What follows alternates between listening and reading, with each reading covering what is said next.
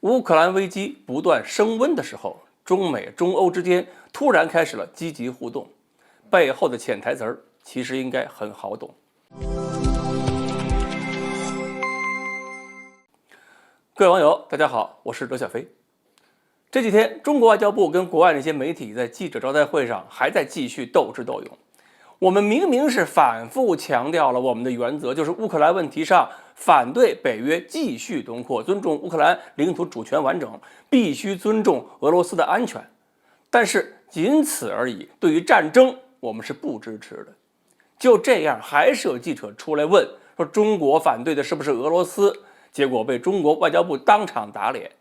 外交部发言人直接说了，如果不是你北约老挤兑人家俄罗斯，至于有今天吗？这些海外媒体老想让中国单方面批评某一个国家、某一个力量，那其实是不可能的。不过，记者挑事儿，那就是想造个新闻，是记者的事儿。中国这次反对任何一个国家以自身安全为理由，用自己的绝对优势去打一个国家的东正态度，其实各国政府都听懂了。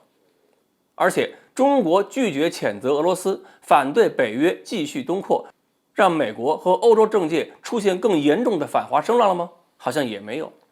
中国讲反对战争，俄罗斯对中国不满了吗？至少现在我们也没看到。充分说明中国这个态度并没有形成两头得罪人的局面，因为持这种观点的国家也不少，比如连印度这次都跟中国保持一致了。毕竟中国反对北约继续东扩，这是一贯的态度，对北约国家来讲，这可不是什么新鲜事儿，说了就说了。而中国如此坚定保持公平的反战态度，不单方面支持或者批判任何一方，这是很多人事先没有预料到的。而且2月28日，王毅在上海公报发表50周年的纪念大会上表示，愿意和美国一起扩大在经贸投资、能源、基建等领域的合作。路透社也报道说，中国愿意就7国集团主导的全球基建设施计划开展合作，而7国领导又集体表示欢迎中国加入。与此同时，中方还再次邀请美国加入“一带一路”倡议，这个信号就更有意思了。其实大家都明白，中美之间要改善关系，谈何容易啊？那是冰冻3尺，非一日之寒的。至于说“一带一路”，美国也不是没有研究过，搞那个全球基础设施计划就是要制衡“一带一路”的。那么中国外交部为什么还要在这个时候突然如此表态呢？我感觉这就是一个动作，谈得成谈不成，加入不加入都不重要，重要的是我们非常清晰又非常含蓄地表达，我们和任何国家如何发展关系都是不受第三方所左右的。中国谋求的是共同发展，反对北约继续东扩，并不是把这些国家当作敌人，这些国家不用担心中国会威胁他们，或者选边站倒向俄罗斯。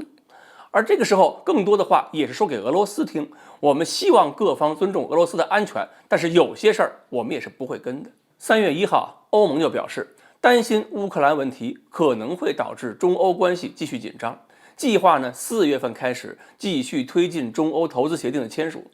把中欧之间的关系可以改善一下。而中方表示，中欧关系是立陶宛瞎折腾搞砸了，只要立陶宛采取行动纠正错误，问题马上迎刃而解。其实仔细琢磨就会发现，中方看似严肃的态度后面，其实也给了立陶宛和欧盟一个台阶儿。那么我们重新回顾一下，印度和多数亚洲国家与我们保持了一致，俄罗斯的战略安全是我们提醒各方予以尊重的。美国和欧洲方面仍然表示需要中国继续推进经贸发展方面的合作，而我们呢，还在联合国维持联合国权威，反对纳粹和反对冷战思维，这些大旗我们都扛着。那么经过乌克兰危机，中国作为国际秩序稳定因素的作用有可能比以前更明显，中国是注定要走向领导角色的，而且这种领导也绝对不会是美国霸权那种方式。出现今天这样的局面，也说明中央选择的立场非常精准，不会被任何一方带节奏。好，关于乌克兰危机发展的今天，为什么中国跟西方互动变得更积极了？今天呢，我们就介绍到这里，欢迎大家继续关注我们的栏目，我们下期再说。